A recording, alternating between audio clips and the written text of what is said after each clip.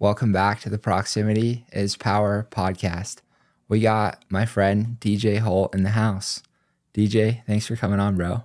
Gage, it's good to be here, brother. It's going to be fun. A little bio on DJ real quick. He is from Houston, Texas, currently lives in Utah.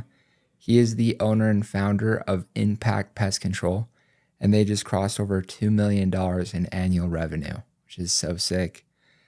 He graduated from BYU, majoring in biology, believe it or not, and then minored in entrepreneurship. He also is a private money lender on the side, and he currently has over $500,000 invested in real estate. So awesome. Pumped to have DJ on. Thanks again for coming on, man. Yeah, happy to be here, Gage. Dude, let's just dive in. So you're from Houston, Texas. Mm-hmm. Born and raised. Not born, but that's kind of like where I'm from. Heck yeah. What was growing up like for you? Honestly, I loved my childhood. It was super fun. I had great parents, loved my siblings. We would definitely fight a good amount, but super involved with sports, had really good friends. Honestly, I had a really good childhood. Heck yeah. Did you always know you were entrepreneurial growing up? Looking back, I can see a lot of entrepreneurial stuff I was doing. Like me and my siblings always joke about this, but I had all these Legos that I accumulated over the years, and my sister loved playing with them. And so I would charge her like a monthly subscription when I was like 10 years old of like $15 a month to play with my Legos whenever she wanted to. Really? It was like, and looking back, I'm like, wow, that's crazy. That's and then crazy. I fell in love with the subscription model of stuff. And then I also taught her like karate lessons, like on the trampoline for like $1 or something. You're just scamming your sister. Yes, exactly. So Dude, looking back, I feel like I was always looking for ways to like make money and like do something. So, dude, that's really cool because I think about Rich Dad, Poor Dad, and his rich dad when he was a kid, like tried to teach him like don't work hard for money, like work hard to build an asset that pays you even when you're not there. Mm-hmm. And him and his buddy bought a bunch of comic books and opened up a comic library at their house where they could have their friends come in, pay $1 and read as many comics as they wanted. But that's Love cool that. that you were doing that young and had those ideas at such a young age. Did you know what you wanted to do growing up? Yeah, for a while, growing up, I feel like there was a few people in my life that I was like, okay, they have a nice life that I want to live. I had 3 uncles that were doctors. One was an orthopedic surgeon. One was a foot surgeon that had his own practice. One was an anesthesiologist. And they all had like, the nice cars, the nice house. They'd go on all the fun trips. And so at an early age, I kind of felt like I knew what I wanted to be, and it was a doctor. And so even when I went to BYU, the reason I have a biology degree is because I started pre-med. And so I did 3 years of pre-med there. I did 2 years of cancer research, shadowed a bunch of doctors, even took the Altius MCAT prep course. We're just doing all the things. And then I got into sales, door to door, fell in love with that. And then I bought my first real estate investment property back in 2021 when interest rates were super, super low. 3%, baby. Yeah, my first interest rate was 2.6. Wow. And so that first property cash flowed over $1,000 a month. And I was like, all right, this is sick. Like I could literally do this like 8 times and 8 to 10 times and make like 6 figures of residual income a year. And I realized like I could do that by like my early 30s with like the projectile path I was on. Without being a doctor. Yeah, without being a doctor. Where if I went down the doctor path, it would be like early 30s. I'd be out of med school. I'd be in like, hundreds of thousands of dollars in debt. And then probably just like working at a hospital the rest of my life. Wow. So you had an awakening yeah, on that first property. Exactly. That in sales and just like realizing I wasn't as passionate about medicine as I thought I was. And I know I'd just be like way happier. Like the entrepreneurship stuff and the sales, like it got me excited. And I feel like that was like, I could be my true self when I was doing that kind of stuff. That's awesome. So go back a little bit. So you graduate high school and then what do you do? Yeah. So I graduated high school from the Woodlands High School in Texas. And then I went out to BYU for my first year of college. Cool. It went well. It was definitely a rude awakening. Like after being a 4.0 student in high school, you go to BYU and it's like super rough and tough. And I remember my first chemistry test, I walked out of it feeling like I aced it and I got like a 74 on it. And I was like so sad and down. And I was like, dang, this is brutal Tough, and yeah. tough. but got through the year. And then I went on a 2-year LDS church mission. Where'd you go? I went in California Modesto mission, was Oh, English speaking. nice. So that was great. Learned a ton, learned how to work hard and obviously knocking doors a ton. So it transitioned into what I did with door to door and then started my own company. I went there for 2 years and then came back to Utah. And then I think it took me about 4 more years and then I graduated. Heck yeah. So how did you get into door to door? Tell us that story.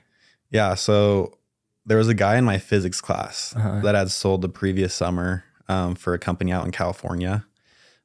He's like, I made 50 grand my first year, which to me sounded amazing. Like, I think I had like $1,000 in my bank account and I'm like, ooh, what I could do with 50 grand. Like, that's crazy.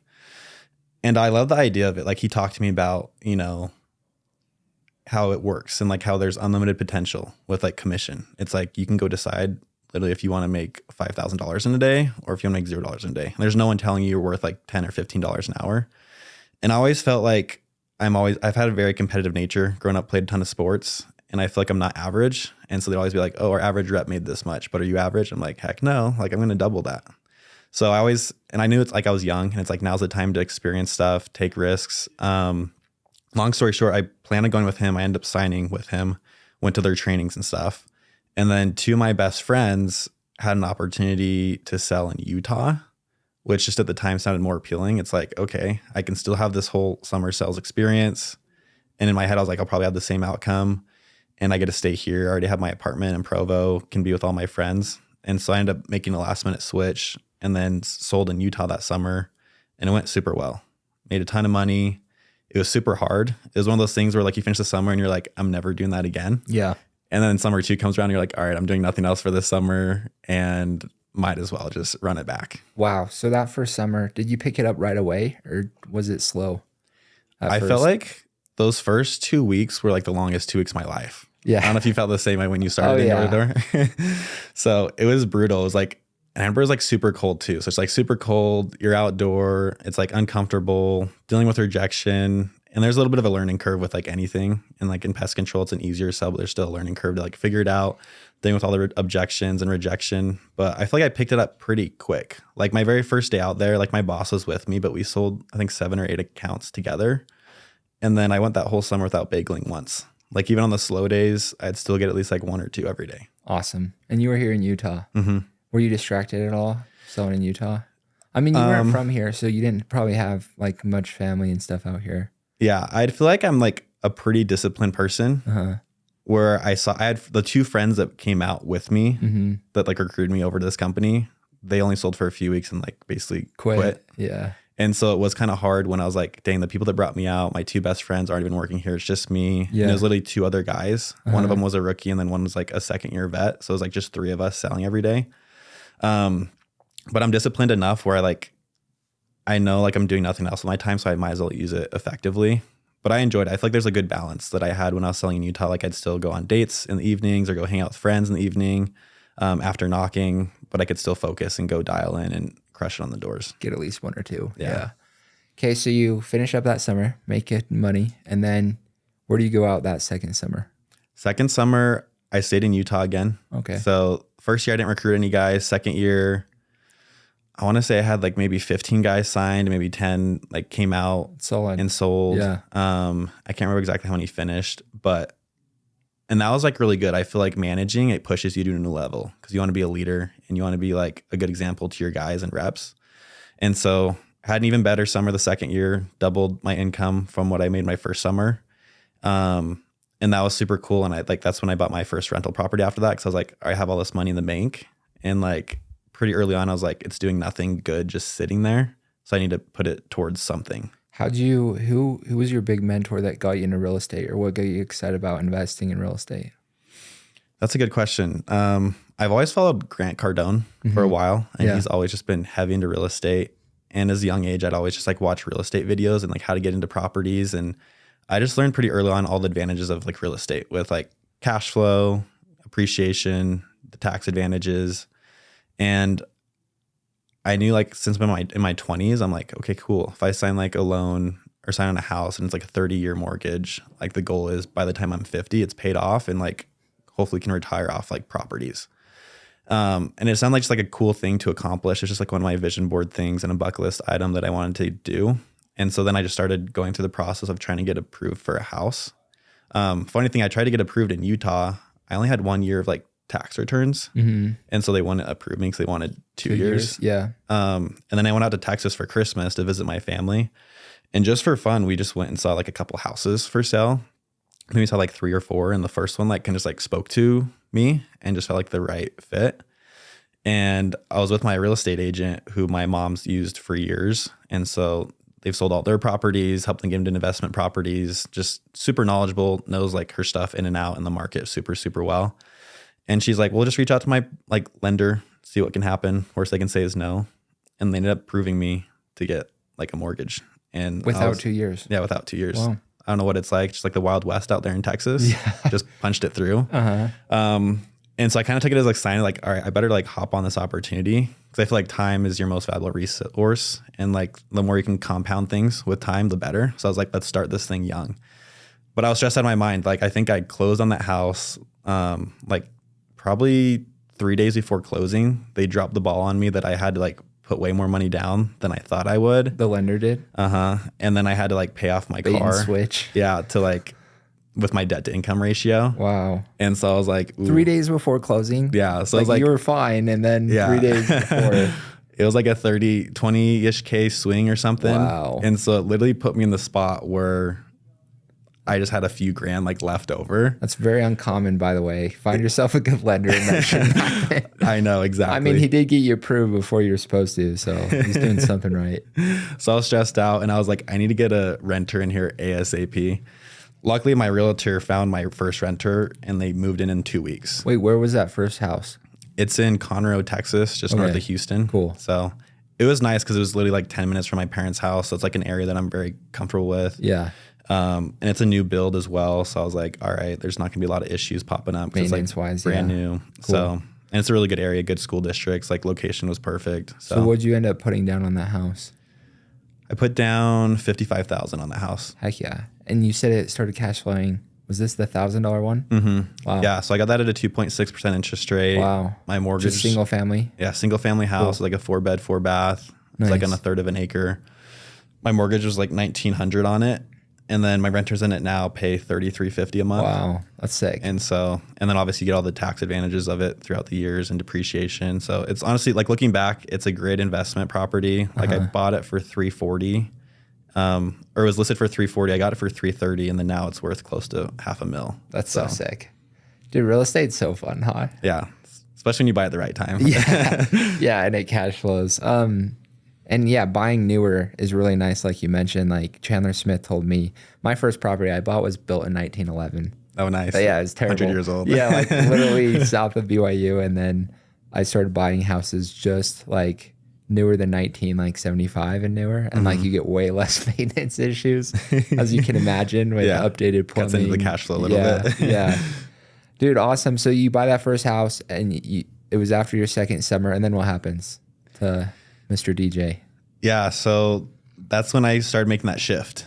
And I was like, shift to from being like wanting to be a doctor to more of like entrepreneurship sales. Yeah. Okay.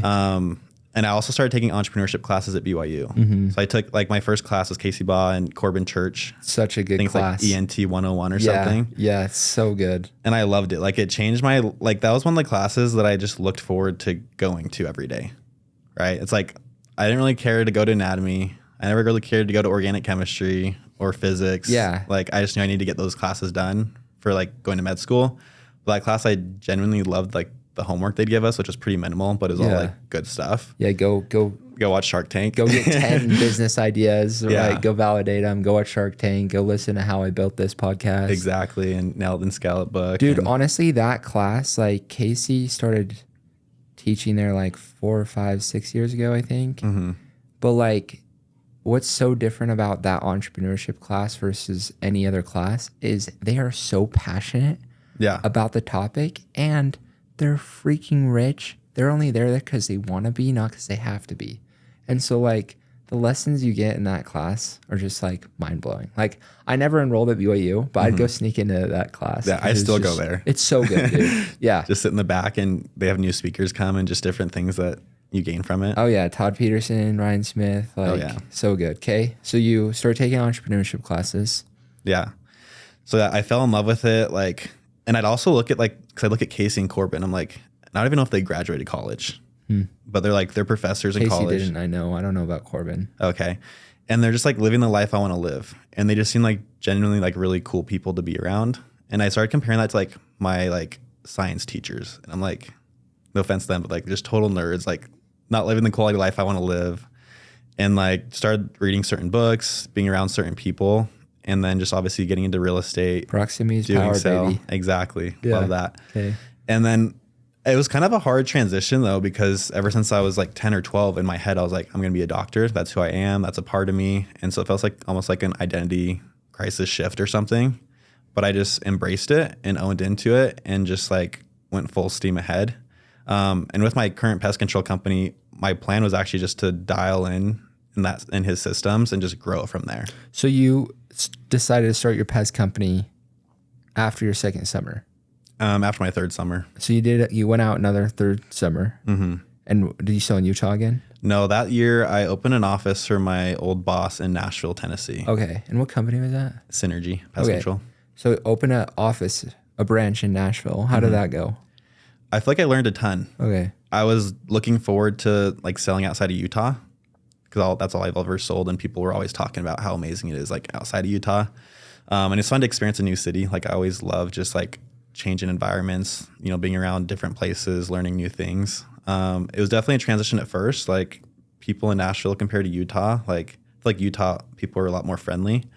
And I would just sell people because they would like me, like build a ton of rapport. And then Nashville, like I start knocking doors and like, why are you here? Like, what do you want? And it's like, you just have to get into it quicker. But every year I've had my best summer yet. So like I had my best summer, ended up selling over 400 accounts. Like it went well.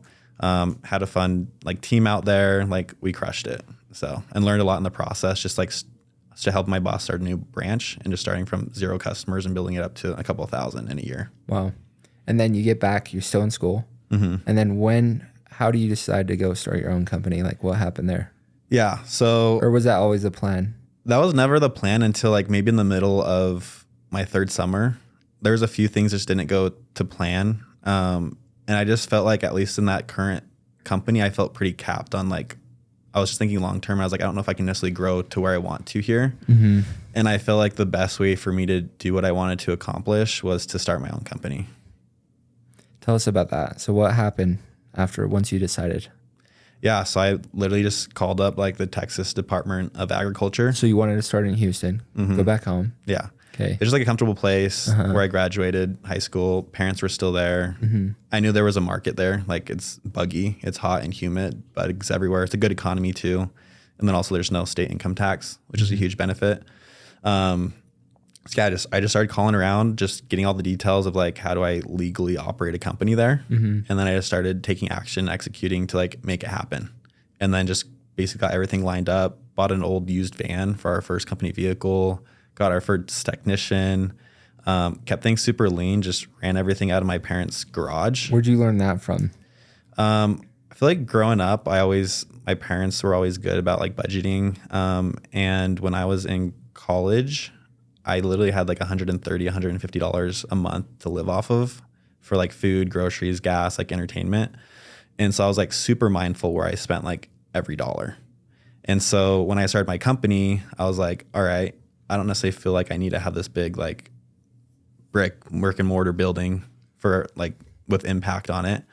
I was like, let's just do it out of my parents' garage to get started. And then the traditional software people use is like field routes. I found a company that was like, it was called Brio Stack and they're like half the price. Mm-hmm. And I was like, all right, let's do that for the first year. Mm-hmm. So I tried to find every opportunity where I could like cut costs just to keep things lean. Cause it's also like one of those things that I've never done before. So I'm like, I just want to make smart decisions now. So I'm not like get bit in the butt later. Yeah. And then just started scaling from there and growing. So what year did you start it?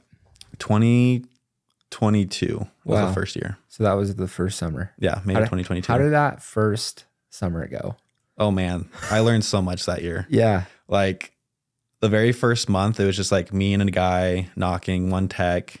And then second month, we went from one tech to 3 techs. We had 10 guys out there knocking. And so there's just like so much learning Were you curves. just recruiting people you met on the doors or what?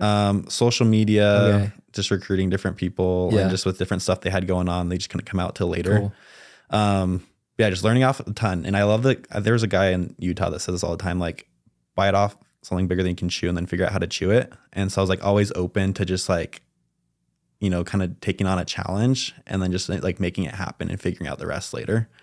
So, but it was a good summer. Like we finished the first year like at 1.1 million. It went way better than I thought, but I was stressed out of my mind. I was wearing so many hats. Like I was at all the tech meetings every morning, ordering all the product, doing all the insurance stuff, running all the sales meetings, knocking with reps, knocking full time, doing all the customer service, phone call, emails, texts, just full on operating. all the routes every day. When I get home at like 10:30 after knocking, I was doing routes till like 12, making sure the techs had the routes lined up and everything was good. And so definitely stressed a ton. Like I think week 2 after starting the company, I got an ulcer, just like working like a dog nonstop, so stressed out. But after the first month, I could see like where it was going. And I got so excited and happy about it, where things just like, even though things were tough, I loved it because I was building something for myself. And I knew like, you know, that I was just growing something that's going to be impactful for the rest of my life. Impact. Exactly. No pun intended.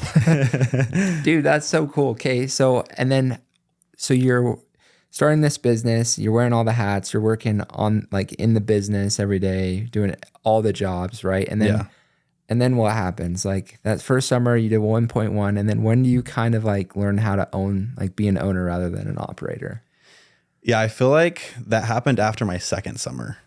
So second summer kind of went similar. Like we did similar numbers, and we definitely grew and got systems a lot more dialed in place, and just like everything was like a smoother process. Yeah. But after my second summer is when I hired my first branch manager, and that's when I feel like I could stop working in the business and could focus more working on the business, where I just feel like it bought back so much of my time.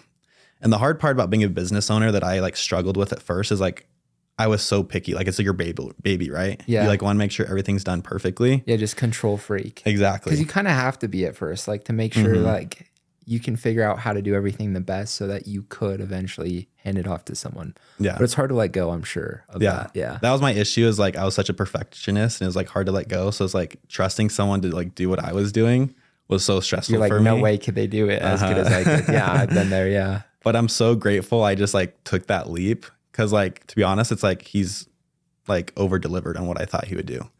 But I am grateful for the opportunity I had to like wear all the hats, because I feel like I could confidently know how every little piece in the company works. Where if I hired everything out day one, then maybe I want to understand it all completely. And you wouldn't even know if they're doing a good job or a bad job. Yeah. You've never done the job. Exactly. So sometimes I look back and I'm like, I wish I would have hired out quicker. But at the same time, I'm grateful for like what I learned and what I went through, because I feel like it's going to be like foundational for my future. I love that. So you hire a branch manager, you have more time. And this last summer was summer number 3. Yeah. How'd this summer go? Summer 3 with Impact. Is that what you're saying? Yeah, this last year. Yeah. This last summer was good. We kind of pulled off the brakes with door to door as much. And I kind of doubled down in marketing. And so, and we still do door to door, and we'll always do that for the foreseeable future. But this year was my first year like not knocking, which was nice. It was like a love-hate relationship. Yeah.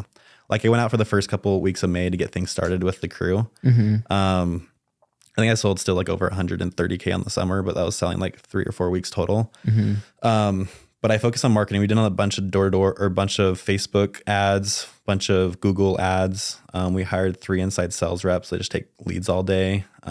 We joined a BNI group in Houston, which is just a bunch of business owners in the area.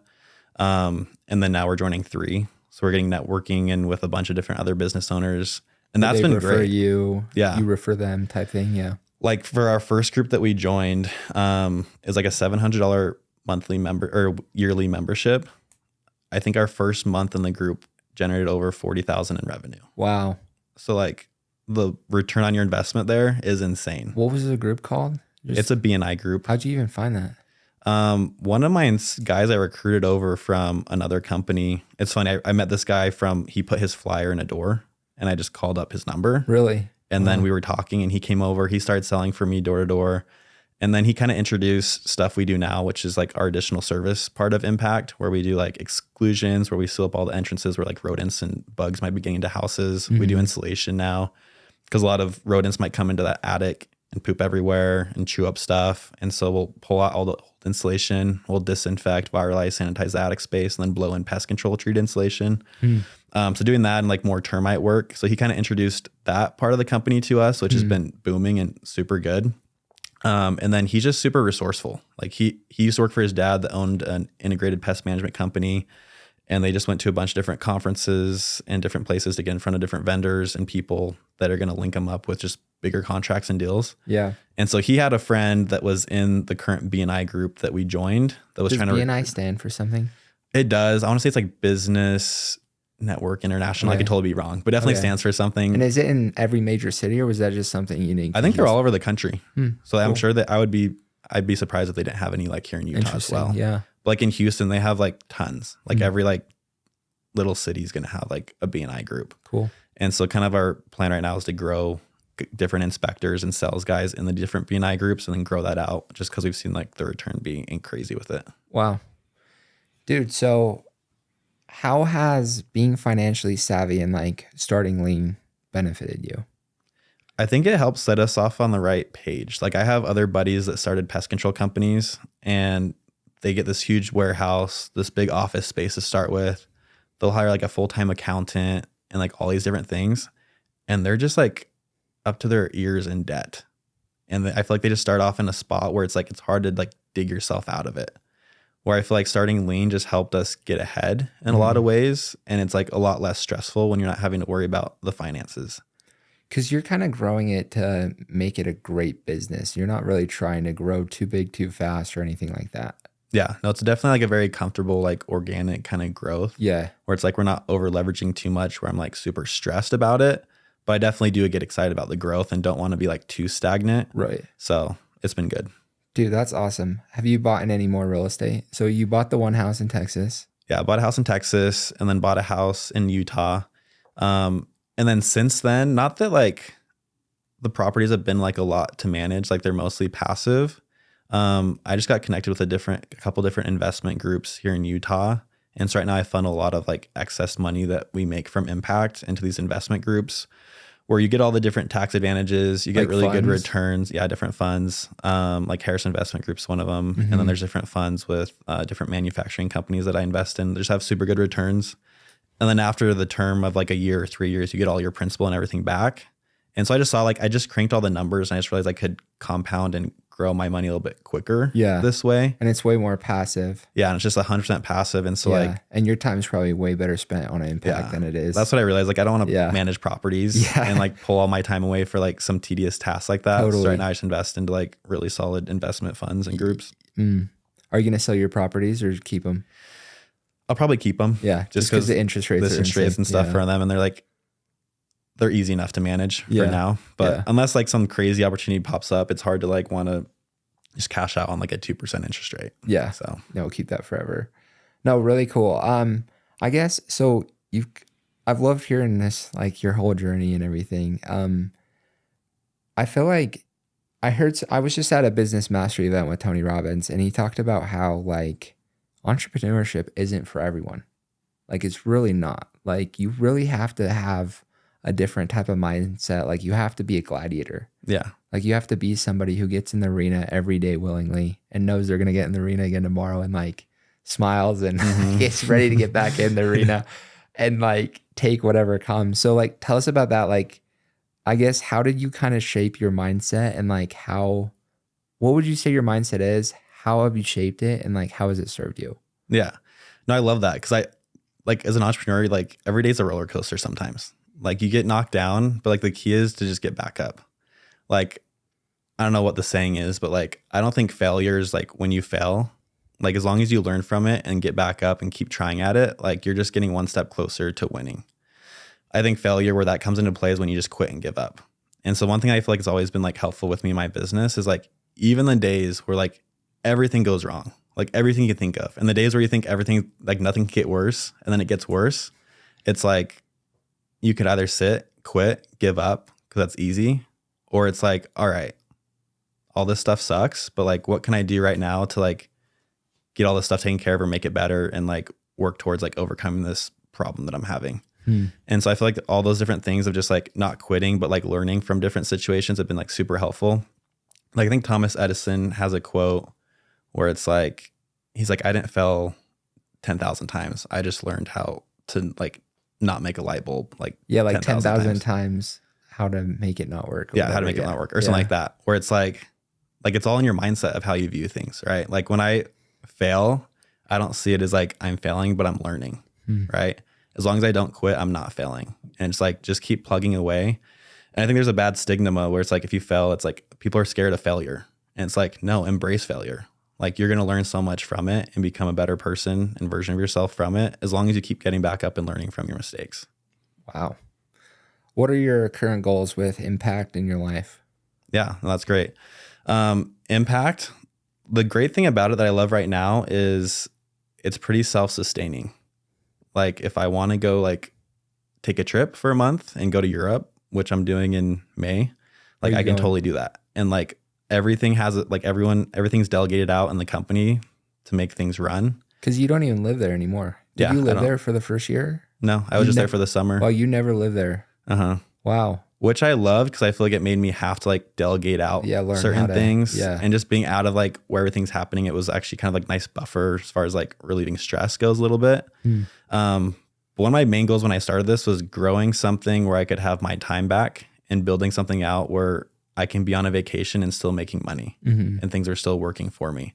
And so just with Impact is just continue to grow it. Like I'd love to grow it to 100 million would be like the end goal. Are you going to expand out of Houston? Yeah. We'll definitely be. You'd have to, right? It'd be crazy if we could do that just in Houston. 100 million in revenue. Dominate every single house and office every building, house commercial. That'd be epic. So you want to grow to 100 million? Yeah. And just continue to grow it and be the owner of your time, basically. Cool. And then just get creative with marketing. Like my background's been door to door, but it's been fun getting in with like connecting with other people, like in these BNI groups, doing Facebook, Google ads, start getting on billboards, radio ads, just different stuff to like grow it. I think it's just like fun to kind of build your brand. Personally, for developing me, like I'm all about personal development. Like I love joining different men's groups where I can just level up, become a better version of myself. Like doing 75 Hard, I started that 2024 in January, just to start off last year. And that was great. Love listening to podcasts, audiobooks, going to the gym every day, just doing everything to like fill my cup, like financially, spiritually, emotionally, physically. Okay, Casey Ba. No, no, it's one great. day goals. Dude, that's awesome. No, for those that listen to this podcast, like know that I'm like obsessed with personal development. Like I think like Tony says this all the time, like a lot of people say they have 10 years of experience in something, like 10 years of experience knocking doors. But like, he's like, you don't really have 10 years of experience. You have 1 year of experience doing it 10 times. Yeah. And like, if you're not consistently learning and developing yourself in all the areas, like you're just going to get the same results forever, you know? It's like the definition of insanity, right? Yeah. Doing the same thing over and over, expecting different results. Yeah. No, dude, I love that. Let's shift gears a little bit. Do you believe that proximity is power? And you've kind of talked about this already. And if so, how important has it been to you in your life? Yeah, no, I 100% agreed with that. Like, I feel like high tides raise all ships, right? When you surround yourself with high quality people, high performers, naturally that just starts embedding in your mind and you will naturally just be a product of that. How has it served you? Yeah, I think with me, it's like, I think we all have like limiting beliefs of what we can do and accomplish with our life. And I just see people around me that are like my age, even younger than me sometimes, like doing things at like higher levels than I am. And it's like, okay, if he can do it, I've met him, like, yeah, he's a hard worker, but he's like nothing special, you know? It's like, I can do that too. So it helps me like raise my goals and give me like more of a belief in myself that I can actually accomplish, which I feel like our mindset's our most valuable tool. I love that. Who are some of your big mentors along the way and why? I'd say one, Casey Ba, like taking his class at BYU, like changed my mindset a ton and just helped me fall in love with like entrepreneurship, listening to his podcasts, like seeing how abundant he is. Like not only is he very successful with like business, but he's just a genuinely like really good person. Like I don't know him super, super well, like one-on-one. Like he doesn't know me, but I like feel like I know him pretty well just from like listening to all the stuff he's done and like gifting someone a house and car and like all the things he's done to like make an impact on people's lives. I feel like just seeing his example is like exactly what I'd love to like implement in my life. So he's been definitely a good mentor to me. Awesome. No, Casey's the man. Yeah. No, yeah, for those of you that don't know the story, he adopted two boys and he gave one of the boys' the mother of one of the boys, he literally gave them a house in his neighborhood. Like bought him a house, furnished it, gave it to him as a present. Like, it's kind Merry of crazy. Christmas. Yeah, for real. Share with me your biggest failure or some of your biggest failures. How have you overcome that failure? Yeah, that's a good question. I would say the thing in my head, I don't like to think about like a lot of failures. I feel like I'm a pretty positive person. One thing I do wish I probably would have done differently that I've seen like you do a ton is probably invest in myself at an earlier age. Just like we talked about, like the real estate between our ears is like the most valuable real estate. And like I started doing that a lot this year where I've definitely started investing in myself and a lot more personal development than I've ever done. But just with how like time compounds everything, I'm like, I wish I would have started maybe a little bit sooner, like getting in these different men's groups, being around like these really high quality performers, and just being more brave and doing more things that were uncomfortable at an earlier age. Cause I feel like just doing those things just sets you apart and like for the rest of your life. No, I love that. And dude, I agree with you. Like I felt like I was obsessed with learning and growing and books and stuff, but like even 7, 8 years ago, I wasn't like investing in groups or masterminds. Like I wasn't putting like real like dollars into Yeah. it. But like the last couple years, like I've really tried to really invest real dollars in, and like they always spit off like the best returns. Cause Yeah. like you said, like the best asset you have is yourself. And like if you can just level up your mindset, which all it is at the end of the day is your mindset. Like it really is. You know, it's the best return you can have. No, I love that. What are some of your favorite habits? I actually love my morning routine, specifically like during the summertime. I just get out of bed, say my prayers, make my bed. I'll go have like a protein shake, some creatine, go to the gym in the morning.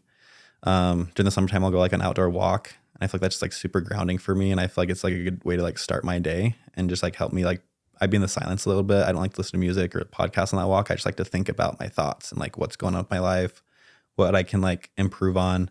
Then I'd go lay out by the pool and literally just like start getting tan and I would just start checking emails for the day. And then I'd go inside, shower, and like start my day. And then during the wintertime, I love cold plunging. Like I don't love it. I actually hate it, but like I love the effects that it has with just like, if I'm ever anxious, like it like literally rips that out of my body. And then all the energy you have after it and just the like doing something hard in the morning, like that hard. Cause I don't know, no one really likes cold water. I feel like specifically for me though, I hate cold water. And so just doing something that hard, it just makes like a lot of the tasks you have to do the rest of the day feel a lot easier. Mm-hmm. I guess like now that you feel like you kind of are an owner in your business and you have all this extra time, like how do you spend your free time? Yeah, that's a great question. A lot of things I value are like my health and like relationships with others. And so a lot of my free time goes towards like, I've played a ton of pickleball lately. Like that's just something I find fulfillment in and joy. So I'll play pickleball a ton. Wintertime it's tough because I feel like I'd have to only play indoor because it's so cold outside. It's so cold, especially this month. Last month it was fine, but now it's like so exactly. cold. It's rough. Been playing at some indoor courts. And then love hiking. I just love being outdoors, like in God's country. Like it's just so like grounding, stress relieving. And then just like friends and family, just doing like wholesome activities with them. Like, because we don't really take, our material stuff with us in the next life, I believe. And so it's like those relationships you develop here is like what's truly important and how you're going to be remembered. And so just trying to have an impact on people around me, uplifting them and encouraging them with whatever they're doing in life. Dude, I love that your pest company is called Impact. And like, because like you're right. Like at the end of the day, all we can take with us is the person we became and the impact we made while we're here. So it's super cool. What's something you've done that we should all go do? don't know why this just popped up, but I ran my first half marathon this last year. I did no training for it. I just woke up one day and was having a tough day with just stuff that was going on. I was like, I'm gonna go do something hard today. And like, I just pushed back past like all the physical pain and barriers that told me to stop and just accomplished it. And I felt so accomplished after. Like, I've never been a runner. Like, before that, I had only like ran a mile in my life. It was like the longest I ever had to run, like for school and stuff. Like, I've never gone on my way to go run for something. And I've never enjoyed running unless it like involved like a ball or a sport or like more of a purpose. So like, I think something to go do, like just go do something hard, like go do something to push yourself. And I feel like you just become a better version of yourself in the process and learn a lot from it. I love that. Dude, it's funny. Tosh, my old boss at Aptiv, he bet me $1,000 I couldn't run a marathon like that week. And I literally went with no training, like literally ran a marathon without any training. And it's so funny because I did it. And the rule was I couldn't stop. Like I always had to be jogging. I couldn't walk. I couldn't stop. Mm-hmm. So I didn't even drink a lot of water because I didn't want to have to pee my pants because I couldn't stop to pee. and also, it's funny because the next day after I ran it, he paid me $1,000. But the next day the next day I was going on a cruise with my family. Mm-hmm. And I literally had to get a wheelchair at the airport and on the cruise ship because I couldn't walk. That's brutal. That's how I was the next like 2 days. Yeah. Like, I was just soaking in the bath and Dude, I could sucks. barely walk. Yeah. Like, legs were so sore and dead and jello. And yeah. Dude, I love that. And it's so true. Like, something I try to like live my life by is like try to be comfortable being uncomfortable. Like, if you're not growing, you're dying. Like, try to just continue to put yourself in uncomfortable situations, commit to uncomfortable things like running a half marathon, ultra marathon, or full marathon. Or like, it doesn't even have to be like physically, like mentally push yourself. Like, if you hate reading every day, go read. Like, just be uncomfortable. Yeah, no, I 100% agree. Like, I look back to the times in my life where I've grown the most, and it was the time where I've had like the most stress and difficulty and like uncomfortableness in my life. And so it's like, you look back and in the moment, you're probably not super grateful for like what you're having to go through. For sure. But looking back, you're like, wow, I learned so much. I developed so much. And like, I'm grateful for this experience, even though it was so hard and uncomfortable. Amen. 3, 2, 1 pivot. What are 3 books that have impacted you the most and why? 2 people and 1 quote. So 3 books. Yeah. I feel like these are gonna be basic, but the first one, probably Rich Dad, Poor Dad. Growing up, I never had like a lot of entrepreneurial kind of people in my life. And so I always kind of thought the 9 to 5, go get a degree, work a 9 to 5, and then maybe you can retire when you're like 60, 65 was like the way to go. It's like your roadmap's already figured out. That's what it should be.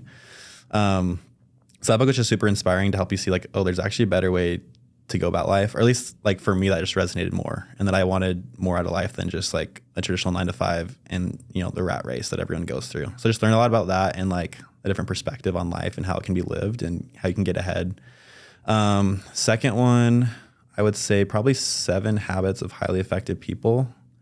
That one's really good, especially the chapter that's like helped me a ton, especially with business and relationships, or the section. It was like, seek first to understand and then seek to be like understood, and just taught me the importance of like listening and really just focusing on the person and trying to put yourself in their shoes, understand where they're coming from. And I feel like it just helped me develop a lot more like a respect in relationships, a lot more love on a deeper level. And it's okay even when you like listen to understand and you can see where they're coming from and to have like opposing viewpoints. And that's where just like you have to have effective communication, right? Kind of like with all the stuff going on with politics right now. It's like cool if you're liberal, cool if you're conservative, but like together we come as one kind of thing, right? So I love that.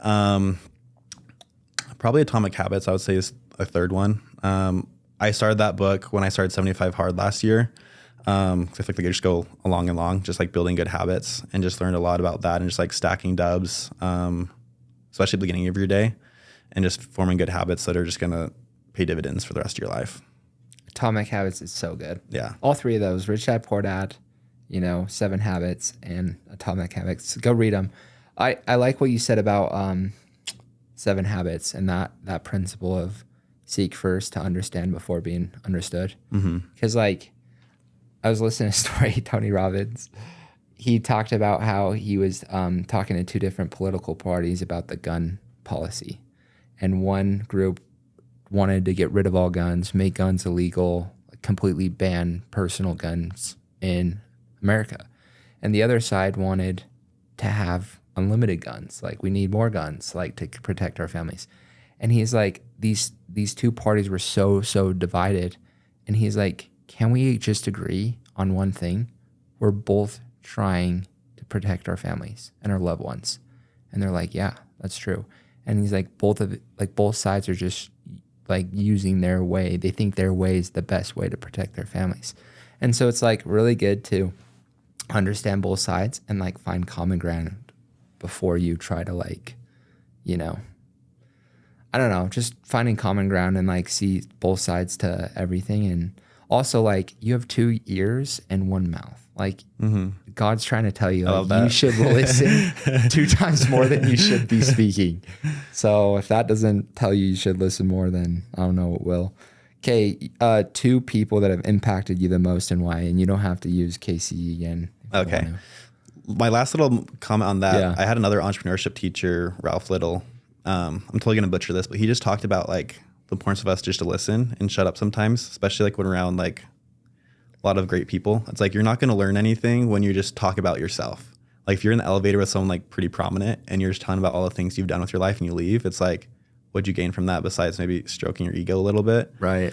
It's like, you're going to learn the most by listening and learning from other people and gaining from that. So I've tried to implement that a lot more in my life. Dude, I was literally just listening to Ty Lopez talk about how he met Elon Musk at some event. And Elon Musk, like, I think they were in an elevator or something, and he's like, tell me what you think about this. Like, Elon asked Ty once they started talking. And Ty Lopez goes on for 3 minutes about what he thinks about this certain subject. And then the elevator doors open, and then Elon's like, I think you're wrong, and then walks away. And Ty's like, I'm an idiot. Like, I was just with the smartest person on the planet, business-wise, and he just learned something from me, and I didn't learn anything. Like, I gained nothing besides stroking my own ego. So, no, huge lesson. 2 people. 2 people. I'd say the first one, obviously Casey's one. I'll say 2 other people though, but probably my dad. Like, growing up, he was just so selfless. He was so service oriented, would always put people first. Like, he'd make sure everyone's fed before he feeds himself, even after he like made the meal, right? And a super good example of hard work. Just always provided for our family, always worked super hard. And I just learned like a lot of those qualities that I've used in my life from him. And then I had a church leader growing up, Keith Knight. He owns like Knight Transportation. He's like one of the most humble guys I've ever met. He did this thing every year where he'd get a semi truck full of trees from Oregon, and then he'd bring them down to us, and we'd go sell them in like parking lots. And he would just fund the whole thing. Like, wouldn't have us pay him back. All the money we made from selling all those Christmas trees would fund like all of our different campouts and high adventure activities and just stuff we wanted to do as a group. But he's just so giving, so abundant, such a nice, humble guy, so many good principles, and just like a good example to me. And then you said a quote. I don't know if you saw this. It's actually the quote that was always on the screen whenever I walked into the entrepreneurship class, at least when I took it. It's on my wallpaper too, like my little vision board I keep on my phone. I love that. But it's build your own dreams or someone else will hire you to build theirs.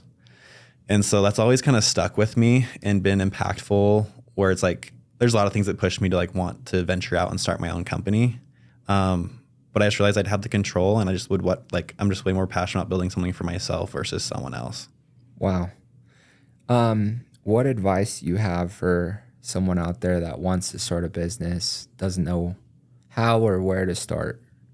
Yeah. Yeah. That's a good question. There's probably 2 things that come to mind with that.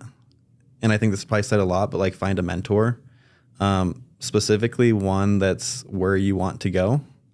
And that was where you're at now. Because they're going to know the roadmap of how to get there. There's like that saying where like a wise man learns from his mistakes, and an even wiser man learns from other people's mistakes. And so like, if you can cut through all those mistakes and see like what worked well for him and cutting out the things that didn't work well, I think that's going to help you fast track. to where you want to go. So having mentors like that. And then 2, I would say just execute. I see like too many people that feel like they need a perfect plan and place before they start their company. And it's like, have an idea of where you want to go and then just figure out the next few things that you need to get done and just execute on getting those things taken care of and just take action. Boom. That was great. Gold. No, dude, I agree with you so much. Like, I don't think anyone changes their life unless they change, you know, the people, the books, like what they're feeding themselves. Like, proximity is power. And like, so many people get stuck if they have a goal and they don't know how to get there. Most people don't know how to achieve their goal. Like, if they've never had a 6-pack before, they might not know how to get a 6-pack, right? But like, the easiest thing to figure out the how is surround yourself with people that have done it, and they'll literally give you the map, like the roadmap of how to do it, what to do, what not to do. Because you could go figure it out yourself, but it'll take you way longer, you know, than just getting the quick cheat sheet, right? Exactly. No, I love that. And then, yeah, on your point of taking action, like, it's in, like, so many people ready, aim, fire, right? And it's like, no, ready, fire, aim. Because like, you can course correct way easier if you're in motion than you can in just staying planted. Yeah. You know, you can always pivot, but like, just start. Just Exactly. Because here's the thing, is like, you can feel like you maybe finally put the perfect plan together, but when you start, like 99% of the time, things aren't going to go to like as planned. Yeah, your perfect plan is no longer a perfect and plan. then what? Then you're freaking out and scrambling. It's like, no, get an idea of where you want to go and just start working at it. And like, you're going to learn as you go. You're going to make mistakes, but that's cool, right? We learned that like failure is not bad unless you quit, right? It's like, just learn from things and just start executing, taking action, and improving. What gets you excited in life right now? Just personal development stuff. And just like, I'm just very optimistic about the future with just like relationships, with my family, with business, and just doing little things every day to like push the needle a little bit further, try to improve myself 1% every day. So, and also excited to go to Europe in May. Never been outside of like the US and Mexico and stuff. So just looking forward to like traveling a little bit more this year. Where are you going in Europe? Going to Paris, Italy, London, just kind of seeing all the spots in Europe. So Heck yeah, dude, Europe is sick. You're going to love it. Yeah, looking forward to it. Haven't been to Paris, but yeah, London's so sick. And then if you're in London, I would go to Wales because it's like close by and it's so pretty, so many castles and stuff. And then Italy's dope. You're gonna love it. I think I want to go to Croatia too. I've heard really good things about that. I've heard good things about there too. What are 3 things you've done in the past year that has improved your life the most? I'd say the first thing is like starting off last year doing 75 hard. Like I feel like that was a really good start to the year and just formed a lot of really good habits where like I didn't necessarily like do 75 hard the rest of the year, but I feel like I implemented a lot of those things. Like I was going to the gym every day still. Like I was drinking a ton of water. Like I was eating really healthily. That's when I started kickstarting getting into like podcasts, audiobooks. Like I feel like that's been a huge impact on my life. And then I joined 2 different men's groups this last year. Just kind of like proximity is power. Just wanted to be around like people doing it at the highest level, having like really good support systems. And so like, I just feel like I found so much fulfillment doing that, and it helped me level up in like all aspects of my life, joining those different groups. So I would say those 2 things, doing 75 hard, joining men's groups, and just feeding myself with good stuff, whether it's like eating healthily, listening to different audiobooks, just personal development kind of things. And then also just going like on walks, like just doing things like being okay with silence, living in the moment, like meditating a lot more and thinking a lot more, especially how busy and chaotic the world is. Like I just appreciate the time where I have just to settle and just like do nothing and just like think in my own head. Amen. Dude, the best ideas come in complete silence. Yeah. And like the world is so noisy, right? Oh, 100%. Find time, make time, prioritize every day, at least 10 minutes going in silence. Like sometimes I don't do it, and then my best ideas come in the shower, you know? Yeah. And I used to listen to music in the shower, but like don't listen to music in the shower and just watch, like ideas will come. No, I love that. And 75 hard is a great, like I've done 75 hard twice, and I'll never do it again because it sucks. You know, you're at day 50 and you miss like, you know, you forgot to take a freaking photo or whatever. Yeah. and you got to restart. But that's a great starting place to like form good habits. It also sucks to start it in January. Yeah, because it's in so Utah, cold outside, yeah, and you're just like, sucks. why did I start it now? Dude, both times I did it in the middle of winter too. But 75 hard, for those of you that don't know, it's just 75 days. You have to do 6 things. You have to do an inside workout for 45 minutes, outside workout for 45 minutes, read 10 pages of a book, drink a gallon of water, take a result pick every day, and choose a diet, any diet, and stick to it for 75 days. And if you mess up on one of those things, you got to restart from day one. The diet I did, like both times, was no sugar, no white flour, no fried food. Was that tough for you? It is tough. It's tough. What did you do for yours? Do you remember? I was already eating pretty clean, so I Yeah. kind of stick to my diet. But sometimes I found like I wasn't necessarily having like real fruits and real vegetables every day. So I had a goal just to make sure I'm having like at least like a serving of like fruit every day. So I just always had like berries in my fridge and That's then light, DJ. vegetables. No, So just kidding. yeah, No, do whatever you got to do. That's awesome. and I stayed away from all the junk food and sweets Okay, and good. stuff like that. Okay, So, it was good then. yeah. On your deathbed, what do you want to be known for, or what do you hope people will say about you? That's a good question. This actually makes me think of Scouts a little bit. So I don't know if you did like Boy Scouts or Eagle Scout kind I'm of an stuff Eagle growing Scout, up. baby. Let's go Eagle Scout too. Really? Let's go.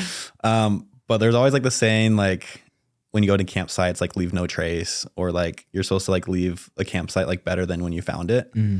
So like if you show up, obviously like take care of your own garbage and stuff. But if other people that were there before you like had garbage, like clean it up, throw it away. You know, if there's like rocks and sticks like in a bad spot where maybe tents are going, like put them off the trail a little bit.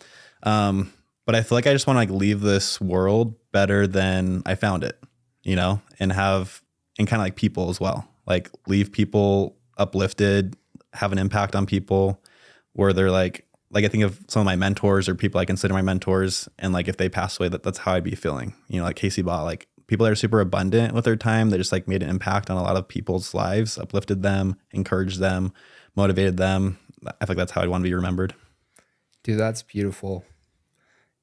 Wow, couldn't have said it better there.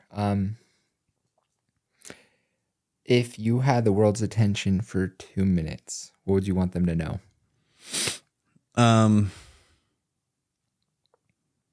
I would say first thing, like God loves you. Like he's been a huge part of my life, especially this last year. Went through some really tough stuff and he just helped me get through it. But God loves you. He's mindful of you. He wants to hear from you. I would say the second thing is like, don't fear failure. Like, I think so many people are scared to like start or do something because of maybe the failure that might come from it, but like, just make it happen or just like go after it. Like no one's going to hate you for trying something new, but like, I think just try new stuff. Don't fear failure. I think that's where door is really cool because you deal with so much rejection that like it almost doesn't phase you. And I feel like you feel like you're unstoppable in a lot of ways. And that's why I feel like, I know Casey Ball would always say like at BYU, he wishes he could make door like mandatory for all college students, like to graduate, which I love. There's like a byproduct you'll get from like door to door. But I would say those are my 2 things. Dude, I love that. I think so many people in life, you're born with like, I think everyone's born with this fear of rejection, right? Mm-hmm.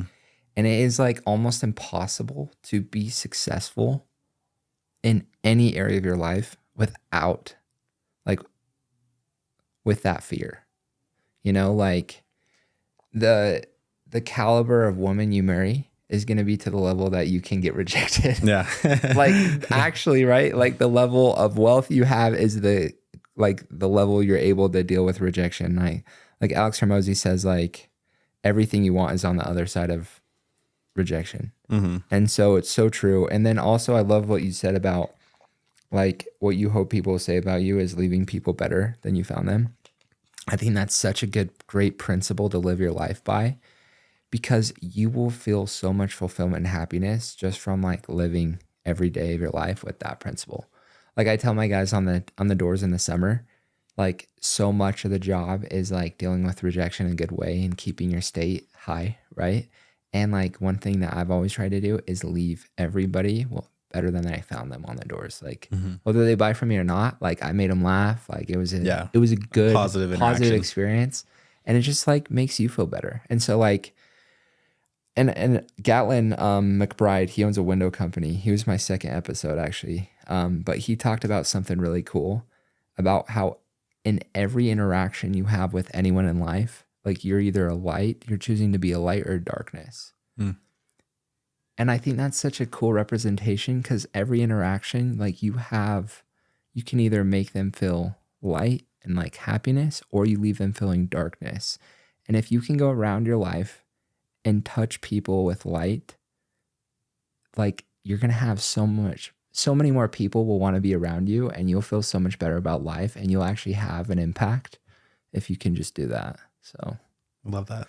So I know, I think about it all the time. Like just be a light. Be a light today. Be a light for your family. Be a light for your friends. Be a light for strangers, and watch your whole world light up. Yeah, you just never know the effect it's going to have on people. Like even you have the worst days, it's like go find opportunities to serve someone, open the door for them, smile, compliment them. It's like you never know what people are going to go through in life and what they're going through currently. And just those little things can make their day way better. And it's a byproduct of that is like you're going to feel way better about yourself as well. Amen. And there's a ripple effect too. Like maybe someone you knock on was having a hard day, but you made them laugh or you made a joke, and they ended up treating their family better that day because you knocked their door. Like you never know what kind of impact you're going to have. And like there's ripples to any actions we do on this earth. And it's like, do you want to create positive ripples or negative? It's your choice. But like, dude, Eagle Scout, like be prepared and like leave no trace. Like that's so cool. And like leave it better than you found it. Like great. Dude, this has been super fun, DJ. I know everybody listening has learned a lot from you, and you made an impact, and you're making an impact on this world. So where can people find you, DJ? I'm not like huge over social media or whatever, but Instagram, DJ Holt 12. It's probably the one I'm on the most. Let's go. Is that the lucky number? As well. Yeah. I love it. That was my baseball number growing up. So just stuck with that. Heck yeah. Well, dude, this has been awesome. Follow DJ. He's the man. And thanks again for coming on. Yeah. And until next time. Super happy to be here. Thanks. Peace.